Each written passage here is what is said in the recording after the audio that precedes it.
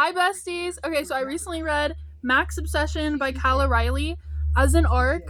It is out already. It's out now, so you can read it too. But this is my very first arc with Hambright PR as a influencer on their team. So I'm really excited to share it with you guys. This is out of my comfort zone. I'm gonna be so honest with you. I don't normally read like motorcycle romance because that's just like not my vibe. I've watched Sons of Anarchy. I don't love the way that they like treat women, so I'm not into that. But this book is not like that. This book is so good. Okay, so it follows Jane, who is in a toxic relationship.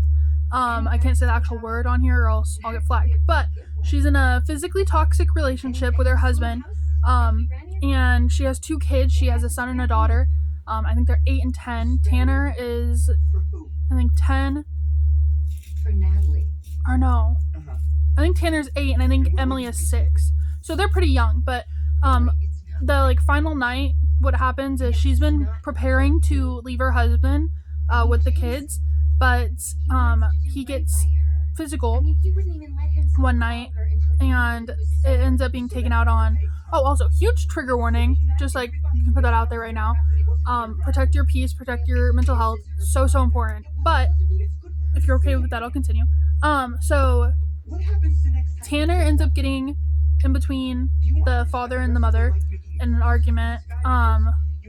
And that's like the final straw. She's like, okay, I can't be here anymore. We can't do this anymore. I don't have time to prepare to get away. Like, we need to go like right now. So she has been preparing for this though. So she knows like there's a sentence that she says to the truckers, and then there's a trucker's code. I don't know if this is real, but in the book that's what it is. And so there's a trucker's code to where they know that you're not in a safe situation and they will get you from point A to point B. And so for 2 months, she's switching truckers back and forth, just like going around with different truck drivers. And eventually she meets Bertha, who is her last truck driver.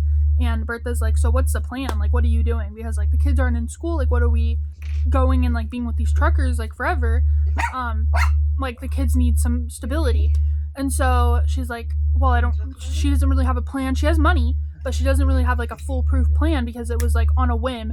And her husband is he's a higher up, so he's rich and he's also in a business and has like connections around like people that can help get to her. And so she's on the run. And so Bertha is like, well, I have a brother who has like a place. Let me call him and let me see if I can pull some strings. So eventually she calls Mac, and he's like, well, yeah, I have like the house next to me. So he owns 2 houses. He lives in one, and one I think he was gonna rent out. So he's like, they can stay here until they get their feet on the ground or whatever, and then like they can go. And he's a part of a motorcycle club, and I think they're in Florida. And I think he's only been back for like a little bit. I think they were in Boston, if I remember correctly. But anyway, so Bertha drives them down to Florida.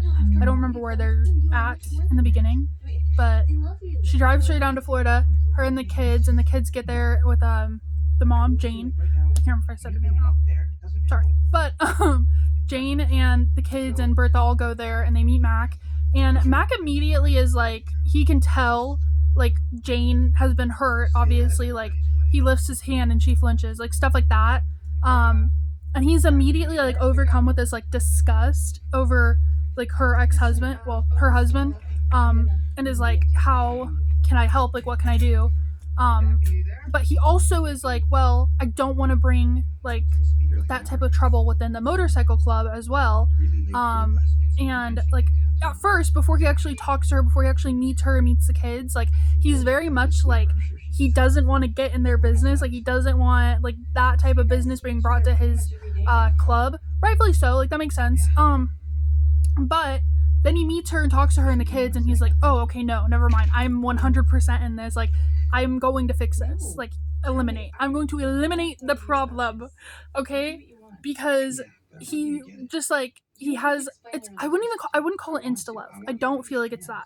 But it is very much like, he falls first, he falls harder, and he falls for the kids. Like, he is so in it for the kids, guys. Like, literally, I don't want to spoil anything, but he's immediately like, after a few chapters from meeting them and like getting to spend time with them, talk to them and stuff, he immediately is like, these are my kids. These will be my kids. I will be adopting them because he's in love with her. This, and not like immediately of like seeing them, but I mean like getting to know them, getting to know Jane, talking to Jane, and he's so like gentle, loving, even though he's a motorcycle man. He's so gentle, loving. Like, he doesn't want to do anything physical with her until she's ready for it because he knows that she's healing. He doesn't bring up any form of like, I want to be with you, I want to date you, I want to, like, nothing, because he's like, I want her to be able to heal first, and then her and I'm like, he's not worried about any. He's not like, oh no, like I need to tell her my feelings right now. Like, he's like, no, I know my feelings. That's what matters. She will know my feelings eventually when she's ready for that. But he buys stuff for the kids, and like he's a single bachelor. Like, he's, you know what I mean? Like, his house is like very single bachelor motorcycle man vibes. But like his backyard, once the kids came over one time and Emily was like, oh, do you have any chalk? And he was like, oh no, I'm sorry, I don't. Immediately the next time they came over, he had chalk, bubbles, kids' toys, all the stuff that they would want. He takes them sailing one day because they want to go to the beach, but she doesn't want to be around people because she's still scared about like getting seen. And he's like, oh, I got it. We'll go sailing, and then I'll take you to this beach that like doesn't have anybody there. It'll just be me, you, and the kids. Brings the beach toys, cooks some food, brings some food, has like all the stuff that they would need. He has that. And it's so good. It was such a good book. I loved it. I rated it 5 stars.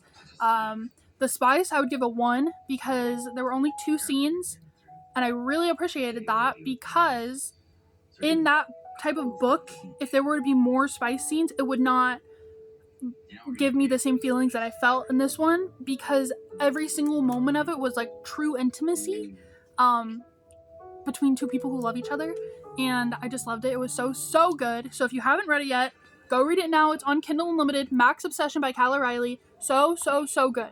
Thank you so much for this arc. And if you want to see like different little parts from the book as well, I have uploaded, I think, 5 quotes from the book on my page too, so you can just scroll down and you can see those. Bye!